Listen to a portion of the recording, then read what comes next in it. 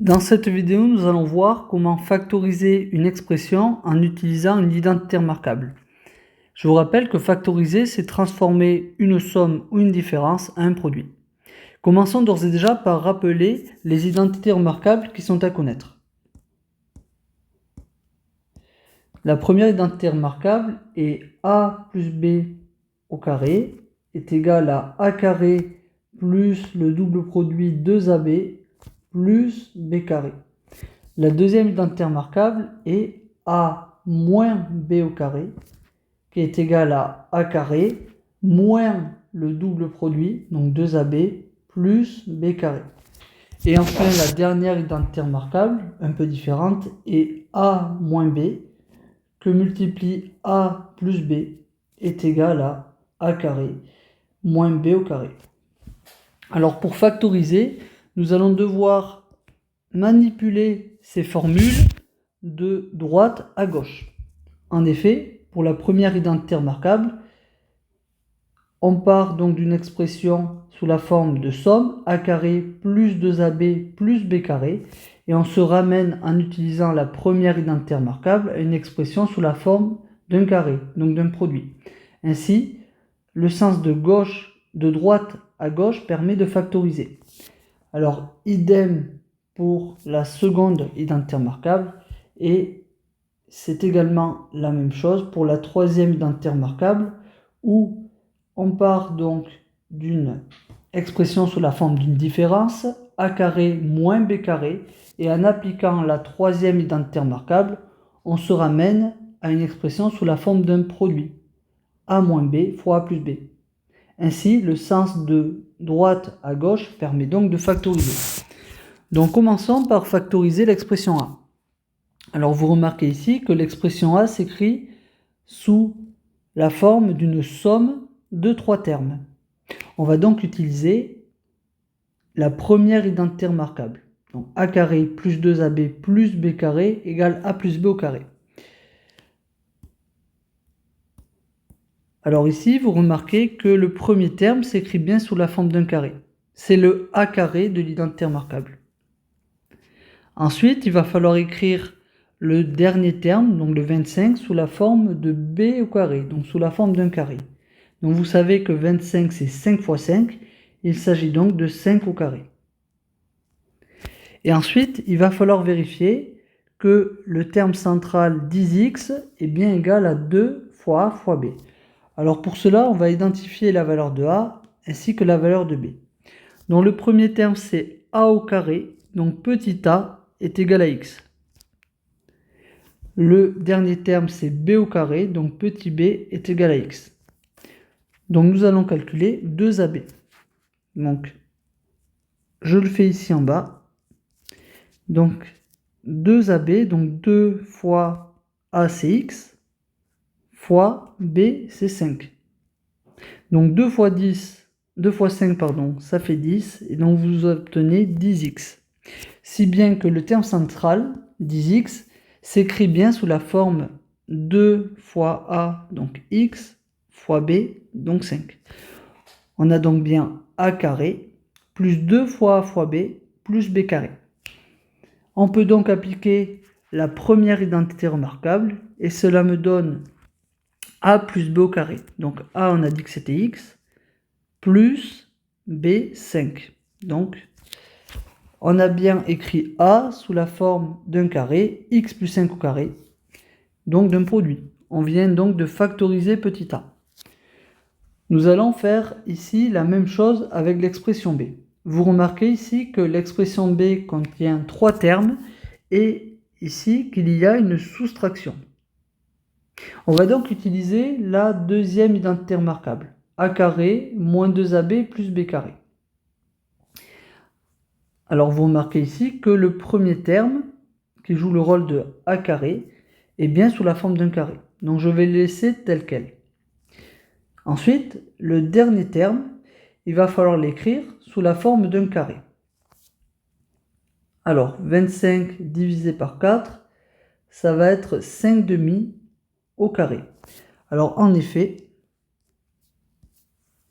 je vais vous le justifier un peu. 5 demi au carré. On peut aussi l'écrire sous la forme 5 demi que multiplie 5 demi. Donc ici, on peut écrire ce produit sous la forme d'une seule fraction. Il suffit de multiplier les numérateurs entre eux. Donc 5 fois 5, ça me donne 25. Et on va également multiplier les dénominateurs entre eux. Donc 2 fois 2, ça me donne 4. On obtient donc bien 25 quarts.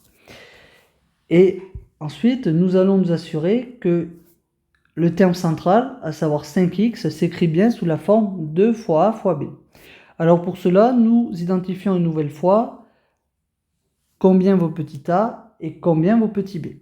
Alors le premier terme, c'est a carré. Donc petit a est égal à x. Le dernier terme est b carré. Donc petit b est égal à 5 demi. Donc nous allons calculer le double produit 2ab. Donc 2 fois a, on a dit que c'était x, fois 5 demi. Donc ici, on peut simplifier l'expression puisque 2 fois x fois 5 demi, les deux se compensent. Il reste donc x fois 5, ce qui me donne bien le 5x qui est le terme de l'expression. Ainsi, je peux réécrire le 5x sous la forme 2 fois a, donc 2 fois x, fois b, 5 demi. On a donc bien écrit notre expression sous la forme a carré moins 2ab plus b carré. On peut donc appliquer la deuxième identité remarquable. Et en appliquant la deuxième identité remarquable, nous avons que b est égal à, ouvrir la parenthèse, a moins b au carré. Donc a c'est x, moins b c'est 5 demi. On ferme la parenthèse et on met le carré. On a donc bien écrit b sous la forme d'un carré, donc sous la forme d'un produit. On a donc bien factorisé b. Alors, continuons avec l'expression c. Vous remarquez que l'expression c est une différence de deux termes. Comme il y a une différence de deux termes, nous allons utiliser la troisième identité remarquable. A carré moins b carré égale a moins b fois a plus b. Alors, la première des choses à réaliser est d'écrire ces deux membres sous la forme de carré. Donc, le point terme, c'est a carré. Bon, là, vous avez x au carré. On le laisse tel quel. Le deuxième terme doit s'écrire sous la forme b carré, donc d'un carré. Donc 4, c'est 2 fois 2, c'est donc 2 au carré. Ainsi, x au carré, c'est a carré, si bien que petit a est égal à x. Et enfin, 2 au carré, c'est le b carré. Donc petit b est égal donc à 2. On va donc appliquer la troisième identité remarquable avec a égale x et b égale 2. Donc cela me donne a moins b. Donc a c'est x, moins b c'est 2. Que multiplie a plus b. Donc a on a dit que c'était x, plus b c'est 2. Donc vous voyez ici qu'on a écrit notre expression c sous la forme d'un produit. On a donc factorisé l'expression c. Donc continuons enfin avec l'expression d qui est un tout petit peu plus compliquée. Donc vous remarquez qu'il s'agit de la différence de 1 et de 4 neuvièmes x au carré. Comme il y a une différence de deux termes, nous allons une nouvelle fois appliquer la troisième identité remarquable, a carré moins b carré égale a moins b fois a plus b. Il va s'agir d'écrire donc les deux termes, c'est-à-dire 1 et 4 neuvièmes x carré sous la forme d'un carré. Donc 1, cela peut s'écrire sous la forme 1 fois 1. Donc 1 c'est 1 au carré.